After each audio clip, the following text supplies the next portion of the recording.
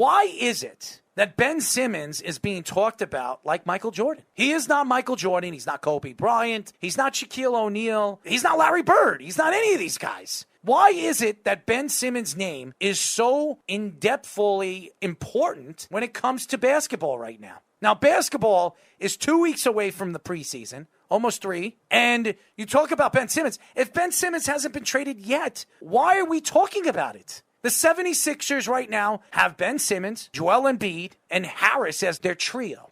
Now, has that trio gotten over the hump? No, they haven't. Now, the missing piece that's going to help a team win a championship, maybe the Nuggets. He fits the best with the Nuggets because the Nuggets need a perimeter defender that can defend 3 different positions, and they don't need a three-point shooter. They don't need a shooter. They need a guy that can get into the paint and dominate by getting into the paint. Now, we haven't heard the Nuggets name get brought up in trade talks since the draft. So where is Ben Simmons going, Speedy? Being that the Hawks exposed a huge weakness of him in the playoffs, I think that is desperately diminishing that trade value, where the original hack-a-shack, then obviously in the playoffs we saw with the Clippers, DeAndre Jordan, terrible free throw shooter, get fouled. A contending team might be really worried about that kind of thing getting exposed to them. Now, the Nuggets have a lot of depth where they can make that kind of thing work. That being said, though, it's still going to hinder a game plan that if he's in the game because of his defense, they're going to have to either switch him out so much offensively, which in essence you'll have to waste timeouts to do so. You'll have to do multi-substitutions to do so.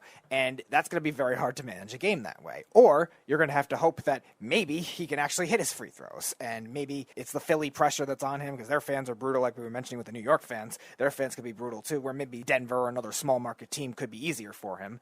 And you have to hope he hits the free throws. He's a career 54% free throw shooter. Not a good sign for that to happen. So that's why I think a lot of contending teams are shying away from it now. And we're seeing a lot of these borderline playoff teams, Sacramento, Toronto, even though they just won a championship, they were kind of in that cusp last year. And even rebuilding teams like Minnesota now be the favorites. Do you believe in the rumor with Ben Simmons going to Pelicans for Brandon Ingram and Kira Lewis? Have you heard about this? Again, another team that's a fringe playoff team. I think Brandon Ingram is a better player than Ben Simmons. First of all, Brandon Ingram, I think, is 1 year younger than Ben Simmons. Same draft, yeah. And I think he's a better overall shooter, overall perimeter player. I think he's a career 78% free throw shooter. I'd rather a guy like Brandon Ingram than Ben Simmons. Now, Ben Simmons is a 3-time All-Star. He's an all-world defensive player, and the Pelicans would love to have a defensive player as good as a guy like Ben Simmons. But losing an offensive talent like Brandon Ingram, it kind of sets your team back a little bit. Yeah, and especially with the asking price right now being pretty high. I don't know if the Pelicans are necessarily the team in position for that. They've a team that's gone through a lot of different coaches over the last couple of years, new GM, just a whole new culture ever since they traded Anthony Davis. And really those guys haven't had a chance to gel. And Brandon Ingram finally took that big step this year that he needed to. So I would, if I were the Pelicans, would much rather stick to that kind of development. Shot 87% from the free throw line, 46% overall, 23.8 points a game. Very impressive. That's a great stride that Brandon Ingram has needed in his career. And he's had 23.8 points a game exactly the last 2 years. I would stick to that stride if I were them too. They need a bunch of veteran leadership to help out their young team because they're lacking a lot of that. They're trusting all these youngsters all at once to do everything, all these coaching changes, and it just doesn't work for them. So I agree with you. I would stay away from that if I were New Orleans. And what do you think about the Brooklyn Nets, some of the acquisitions they've made in the offseason? Are they the favorites to come out of the East, and why? Why do you think they're the favorites to coming out of the East if you believe that? I think they're still the favorites because of the stardom, but I still worry about a lot of things with them because the East has a lot of teams that are we're good, but there's this. Milwaukee, last year, obviously they won the championship. Will there be a championship hangover from that year? Will all these other guys overperform? Miami, will they have guys that actually stay healthy? They have a lot of talented players. Will they score enough? The Sixers, same kind of thing. If they don't trade Ben Simmons, or if they do trade Ben Simmons, will they actually get a good package back? Those are the concerns with those contending quote-unquote teams. So they're probably still the favorites, but with a lot of concerns. James Harden's terrible in the playoffs. They still lack depth. Paul Millsap, even though he's a good defender,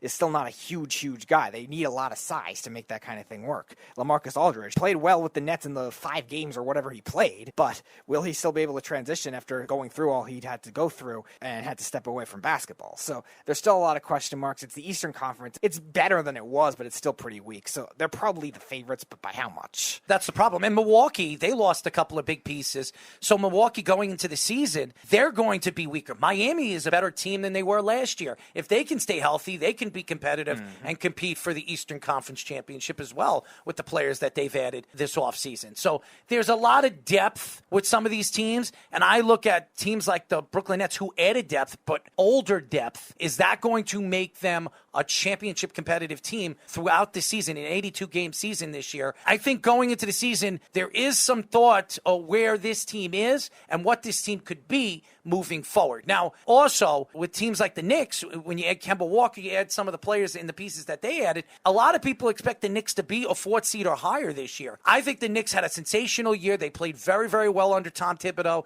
They were the best all-around defensive team in the league last year. Almost every single statistic, they were top 5 in every statistic defensively. The problem with the Knicks is they had no offense in the playoffs, and especially in the fourth quarter when they needed Julius Randle to step up. They needed somebody to create their own shot. They didn't have anybody that could create their own shot. R.J. Barrett is not a guy that can create his own shot. Julius Randle is not a guy that can create his own shot. Now you added Kemba Walker. You added some guys that can create their own shot. Does this make them a championship competitive team or an Eastern Conference team? Only time will tell. But again, did anybody think the Knicks were going to be a fourth seed? No. So it's going to be an interesting year for basketball. Also, hockey. Preseason starts September 25th. What are your thoughts with the Islanders acquisitions? Are the Islanders a Stanley Cup contending team again this year? And where are the Rangers at? I know you're a Ranger fan. Where do you see the Rangers? Rangers are in a transitional year. They should be a little better, I would imagine. These young players, a lot of them have to play better. Obviously, Capo Caco, Alexis Lafreniere, the two top guys, they have to play better. Lafreniere showed some flashes at the end of the year, and their defense has a lot of youngsters, too, that they need to get better because their defensive depth on paper is not good. So the Rangers are in kind of transitional year. The way back to the new Metropolitan is going to make it very hard for them now having to face Carolina again, and the Flyers should get better. They had a nice offseason. And the Islanders absolutely are a Stanley Cup competitive team. They have to be one of the top 5 favorites in all of hockey, not just the Eastern Conference, in all of hockey. The offseason they've shedded cap very nicely. Now you get a second year with Sorokin. He should take another step forward this year. This offense, we're waiting for them to make the one big acquisition with the winger, whether it's Tarasenko, whether it's somebody like Johnny Gaudreau or Brock Besser if they don't get Tarasenko, maybe somebody like that to help out Barzal. But they've all in all been able to re-sign everybody, and it's a system that works. And being that all the Tampa lost, now they're a lot weaker too. If that's the matchup again, I think the Islanders definitely could have the advantage. Oh, I do. I think the Islanders are definitely a contender this year. They're going to be very fun to watch. Zach Parise, you've added some of the players that a lot of people thought they weren't going to bring back. Paul Murray was a free agent this year. A lot of people thought that the Islanders were not going to be able to bring him back. Well, they lost a player in the expansion draft of $5.5 million. Somehow they got rid of Andrew Ladd's contract, and now they're rebuilding the team. And I do believe they're going to add a winger. If it's not in the beginning of the season, it could be sometime at the trade deadline if they need that winger to play with Barzal. But this team is much better. You added Zach Parise to the third line. They're going to be more prolific, so it's going to be fun to watch. They go into the Subway Series last week against the New York Mets, laid a lousy goose egg. Fight broke out with Lindor and Baez, with Giancarlo Stanton, some whistles and the craziness in the dugouts, and the Yankees are a half game out of a wild card spot. I expected the Yankees to start to pull away from Boston and Toronto.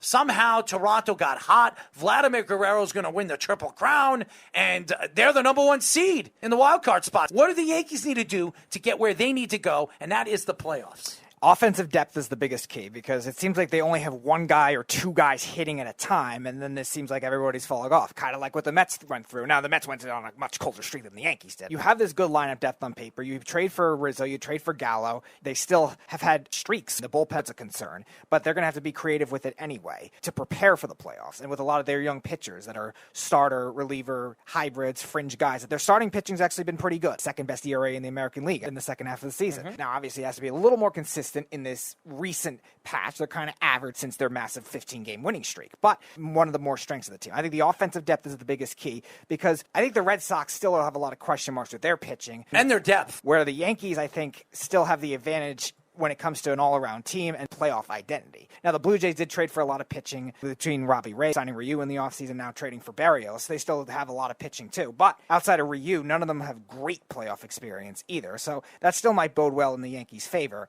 I think the Yankees, if they can get some level of depth and stop striking out, they always lead the American League in strikeouts, or they're always right up there, and that doesn't win in the playoffs. I think it's very important to get Kluber started and get him really, really hot. You need Corey Kluber. If the Yankees make the playoffs and they get out of that wild card game, they're going to need Corey Kluber as their number 2 guy. Last night, he pitched very, very well against the Cleveland Indians, his old team. So you expect, if he gets hot, and Aaron Judge is hitting on a huge platform right now. 36 home runs. He's close to 90 RBIs. He's going to hit over 100 RBIs and 40 home runs. The Yankees are going to have to decide in the offseason, are they going to extend him? I really believe they should. He's the face of the team. The Yankees are going to need the bullpen to wake up. This is a very bad bullpen. Who would have thought that we would be saying the Yankees have a bad bullpen? Mm-hmm. The Yankees have been strong in their bullpen for 25 years. Wetland, Mariano Rivera, and Nelson, and Stanton. And now this year, who do the Yankees have? An old Chapman, Jonathan Loáisiga? They really have to get better. As tired as their bullpen has gotten, because their starting pitching has not been 100% healthy, they've been bringing their bullpen in the 5th and 6th inning,